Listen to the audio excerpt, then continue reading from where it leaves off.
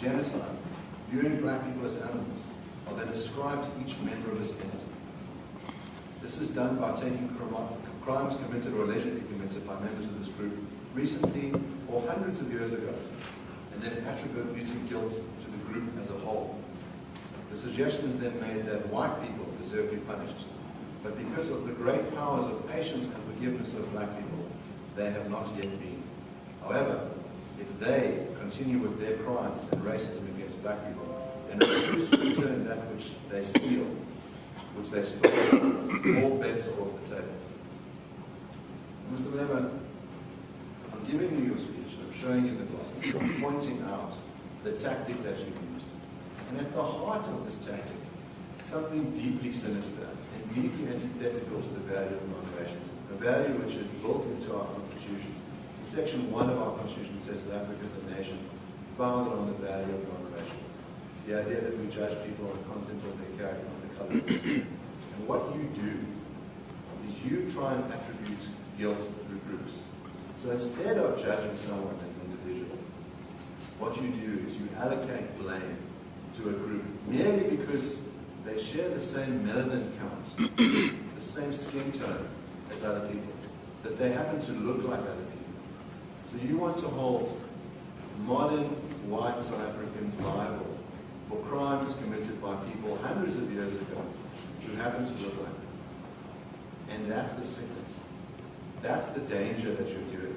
Is that you are trying to describe a whole group of people as criminals, murderers, land thieves, without any evidence that any of those individuals have committed those crimes. And that is antithetical to building a nation founded on the values of reconciliation of people. It's divisive and it's racist. He gave me a long speech. I don't know what is the question, my lord. He's addressing a political rally of some sort.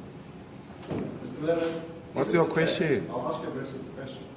Is it the case that you hold white people as a group liable for the sins of their fathers? Yes. Yes, correct. Now, I'm putting it to you that that is racist. That if individual black people were held accountable for the sins of other people who happen to share their land accounts, there are black people that you will accept have committed the crimes of murder, rape, theft. It would be improper to make a claim that all black people are murderers, thieves, and rapists. That would be racist to do so. Do you accept that? My brother, when the white people came here and took our land, they didn't come and take our land as an individual. They took it as settlers and then pushed us to a like sardines in congested environments with no economic opportunities. It is white people who must be ashamed of what they've done to us. You cannot turn tables now and want to blame me for the crimes committed by white people. It is a white regime that killed children in 1976. It is the white regime that killed children in the 80s and in the early 90s.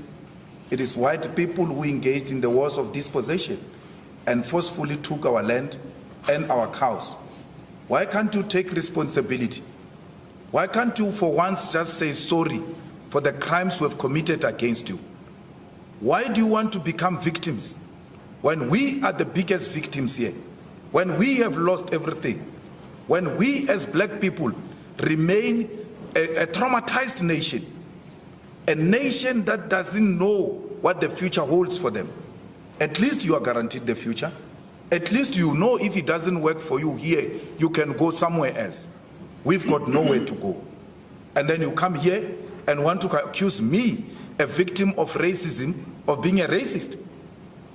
It's a huge insult, not only to me, but to black people. Madiba coerced us into reconciling with people who have never been one with. That was a myth. It is unrealistic. You can't reconcile if you've never been together. You never came here with an intention to be with us. You came here with an intention to conquer us. And we remain conquered. You're using this term, you, and this is detached from reality. You want to say that you, me, white people, you are the same as people from 1652, from 350 years ago. You are the same. It's the same. You are the same. You are the same. So let's not go into a debate, please. Let's put the question. Mr. Malema, just listen to the question. The claim is a very simple one. That the way that we deal with things in the justice system is we don't ask someone, are you a member of a particular race? Has that race committed crimes? Yes, that race has committed crimes, therefore you are liable for those crimes. The way that we deal with things in court is we say, did you, as an individual, commit that crime? Are you a murderer? If you are a murderer because of what you did as an individual, we hold you liable. We don't say. My apologies, Your Lordship. He can't structure how the witness should answer the question. If the question is a question of an individual made in a criminal trial, there's merit to the proposition. But if he's dealing with a systematic issue, then you can't direct him as to how he should answer on an individual basis. He's dealing with a systematic issue, he should be permitted to do so. Well, the question is very simple. It's to point out that a systematic analysis is fundamentally flawed, and it is premised on the idea of holding individuals liable for the crimes committed by their racialism. I'm giving an example where I say that's not how we run things in a just country. We hold individuals liable for their crimes. And the danger of what you do is that you attribute crimes committed by others merely because they have the same skin tone to individuals. And I'm saying this is a simple question. If someone were to say, here is evidence of black people having committed crimes of murder, rape, genocide, and then said, I want to hold this particular black individual liable for those crimes, even though they never did it themselves. Sorry, Mr. Oppenheimer, you list also genocide Yes. by the individual. I'm not sure whether you still referring, because you started off by saying if an individual is identified to have done murder, rape, and then say genocide. Yes. I thought genocide is much broader than simply one single act of murder.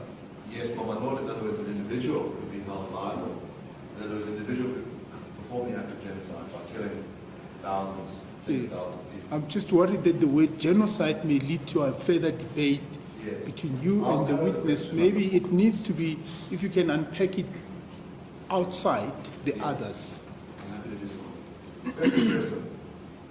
If it is the case that there are some black people who have committed crimes of murder, rape, and theft, that it would be racist to attribute those crimes to a different black individual.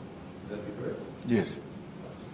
Now, My Lord, he asked me a question before I got interrupted about the similar issue that individuals commit crime and then should we say black?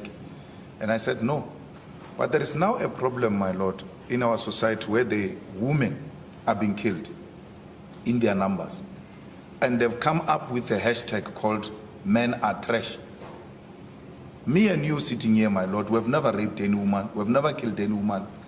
But we appreciate the frustration they find themselves in.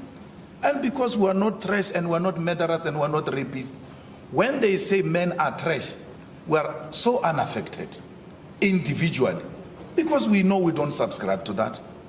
I call whites racist in the presence of my legal team and all those whites I work with.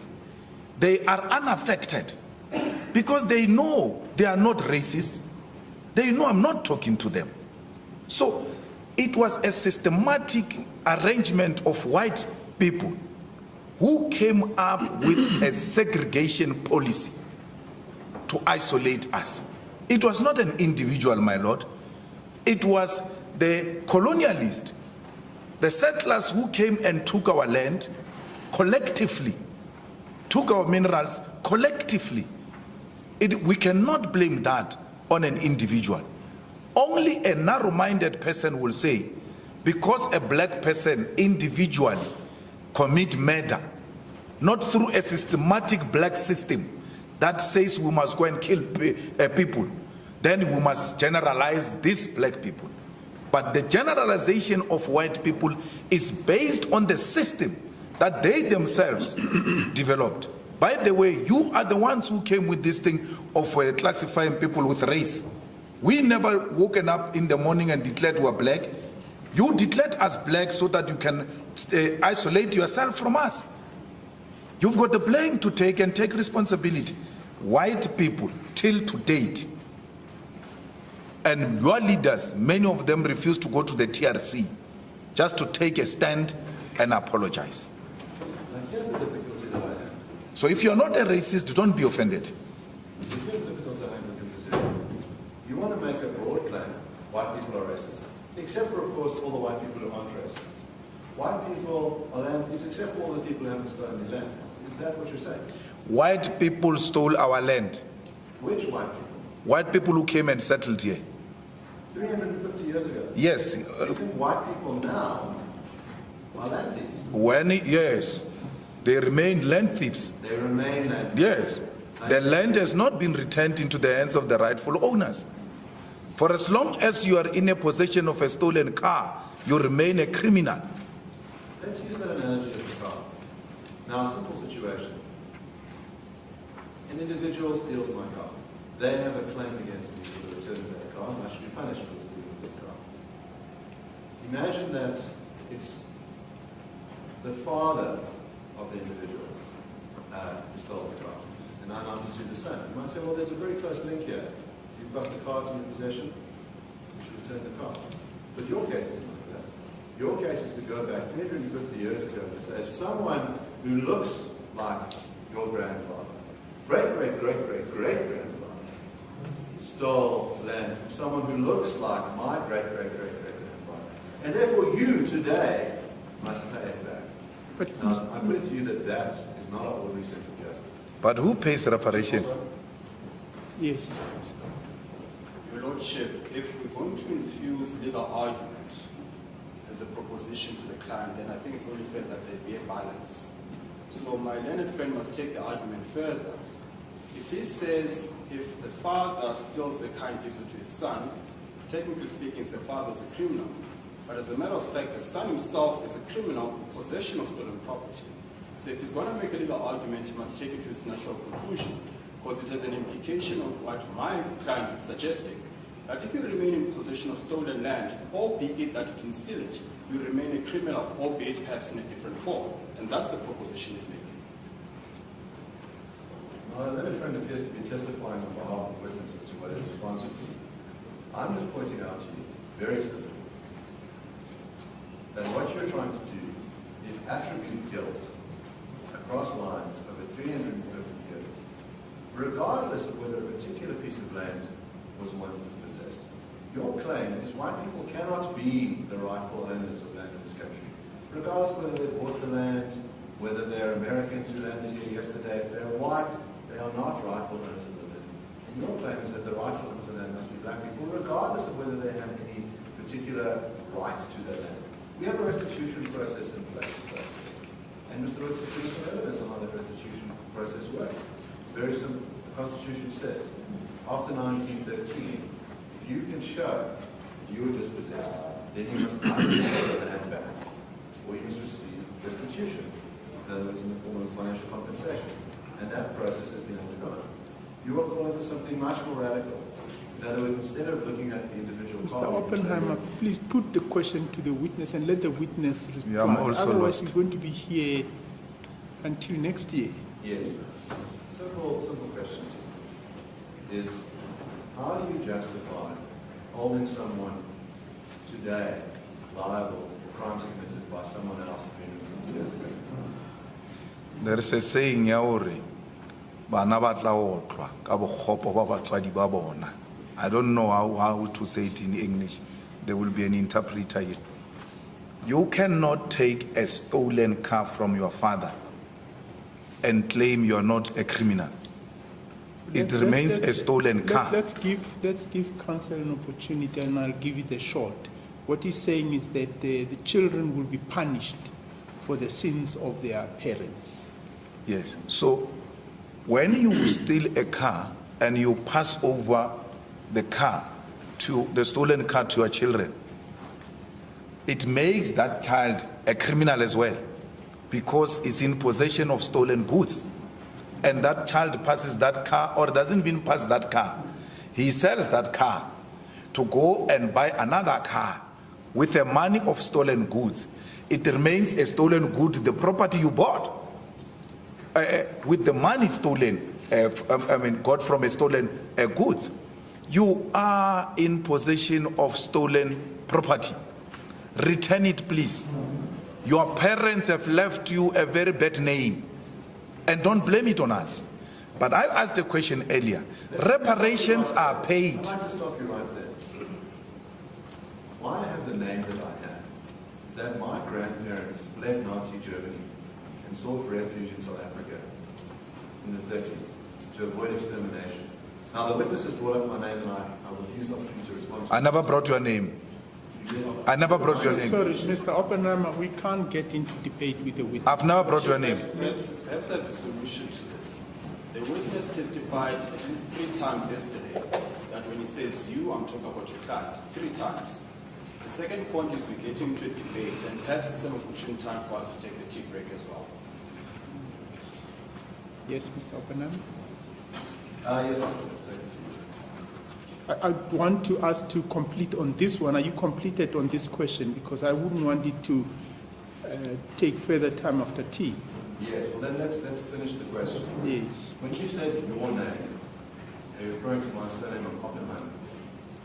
You see, if he's going to be personal with me like that, I'm going to take a big issue. I've never brought Oppenheimer's name. I don't even know his name. I don't know. I've never, my Lord, called him by name. I've always referred to him as you, and I clarified it that I'm referring to a client. When you said your name, what are you referring to? What do you mean?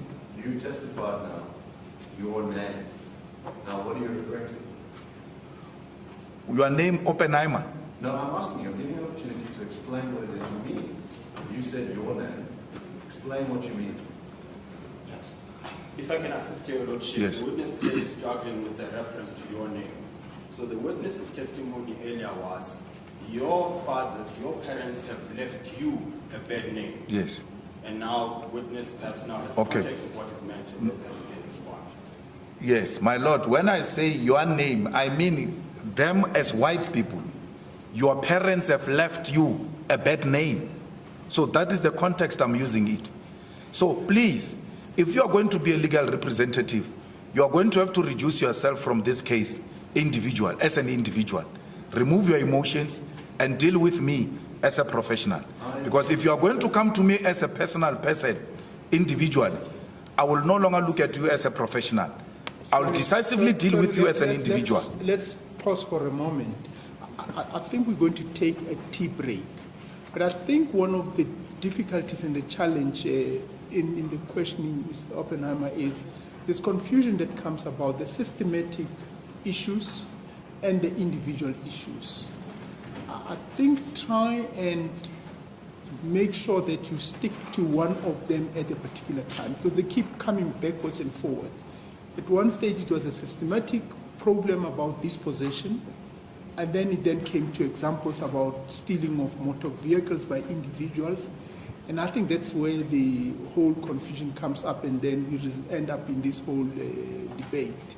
So try and make sure that you draw that distinction in your questions. Well, my point is that why this line of questioning is to show that what's being done is to hold individuals liable for the sins of their fathers and the witnesses testified. And I appreciate the clarity when he says your name, he means the bad name of white people, and he's not referring to myself. And I take that evidence as respect. Okay. But my Lord, I was interrupted here on a point of reparations. We have seen countries paying reparations, generations way after those crimes were committed to those nations. The current generation taking responsibility for the sins committed by generations centuries ago. And that argument has never arisen, that no, why are you blaming us? Why are we the ones who are paying for the sins of our parents? So this matter that why are we paying for the sins of our parents or grandparents as the current generation is neither here nor there. You have inherited the debt and you shall pay the debt. I understand the position. Thank you very much. Thank you. We'll adjourn for tea. Court shall adjourn.